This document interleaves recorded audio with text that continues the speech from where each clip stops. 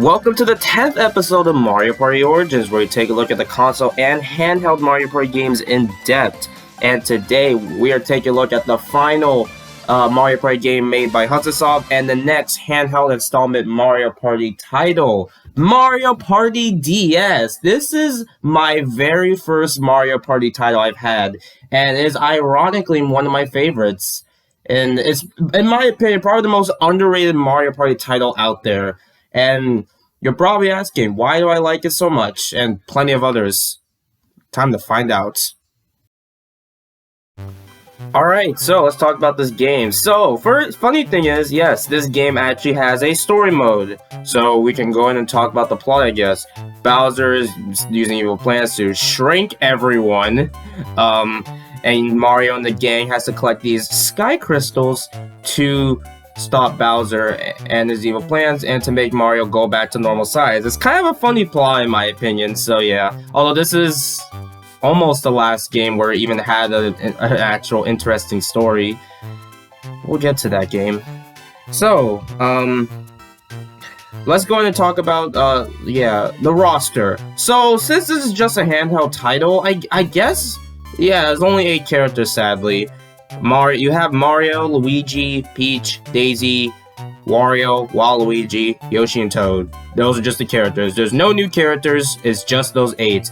You have them all from the get-go when you start the game. There are no new characters unlocked. I guess I can understand for being a handheld title, but I can live with it. The only characters I really played in that game was Toad and Waluigi, sometimes Luigi. So yeah, it's not a big deal in my opinion for being a handheld title. So yeah, so unlike the last game, this is the same classic Mario Party we're all used to. If you play the classic Mario Party 1 through 8, you essentially play them all. Get as much coins, get as much stars as you can, and of course get a lot of coins as well. So yeah, but they also have a few interesting gimmicks. We have some spaces, the friendship spaces, I believe they're called, where you can choose characters to give coins. I guess the best thing I do is give them to them in last place. I do never give it to them if they're in first. And they also have the hexes, which I guess are sort of the capsules we've seen in some of the titles. So yeah. Just wanted to throw out those little bonuses right there. There are Bowser spaces, just like in the last games. But the only difference is you're gonna either lose coins or stars. That's it. There's no Bowser minigames yet again. Alright, so that's that. What about the boards? There's only 5 boards in this game. Wiggler's Garden's a neat basic board. You have Toadette's Music Room, which in my opinion is my favorite board. You have DK's Stone Statue.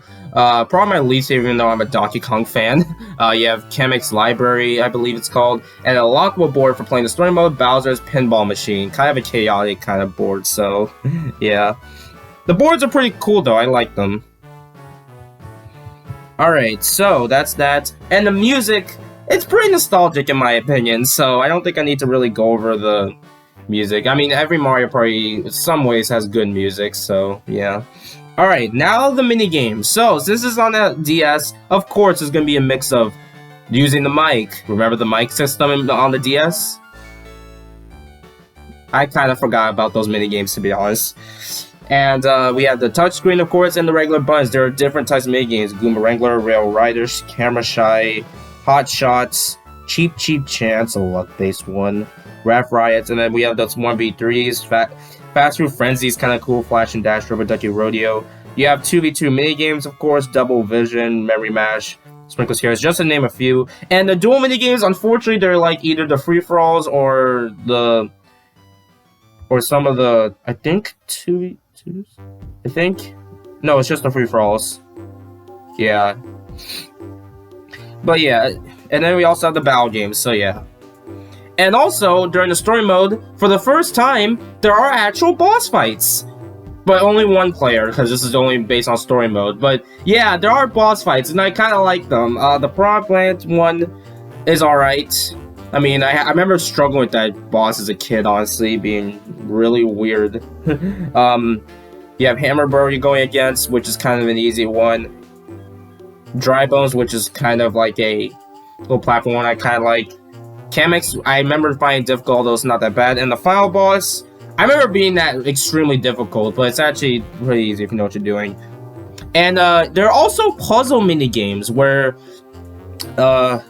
you have 5 classic ones, 5 classic puzzle games from the older Mario parties, and then you have a new one called Triangle Twisters you unlock for playing the story mode. Well, you have one mode at least of Triangle Twisters, and then you have to get another mode for playing the story mode. So yeah. And also, there's unlockables you can get as well, so yeah. And the minigame modes, well, most of them are just a bunch of battling minigames and stuff. That's really it. And there's also a boss rush as well, so that's kind of nice. So I think that's all I gotta say. Oh, and the items in this game?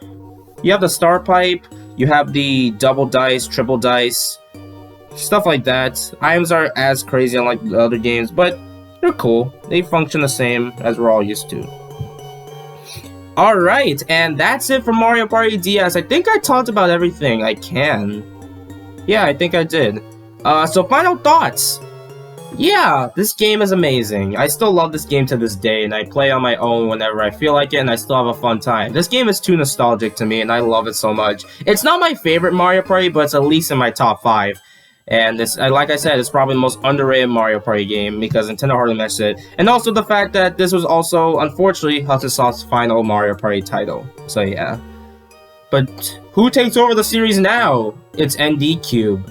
Oh god, what the hell happened here? Join me back here next time for episode 11 of Mario Party Origins, where we take a look at the first Mario Party game by ND Cube, Mario Party 9. This is gonna be great. See you next time for more. Later, folks.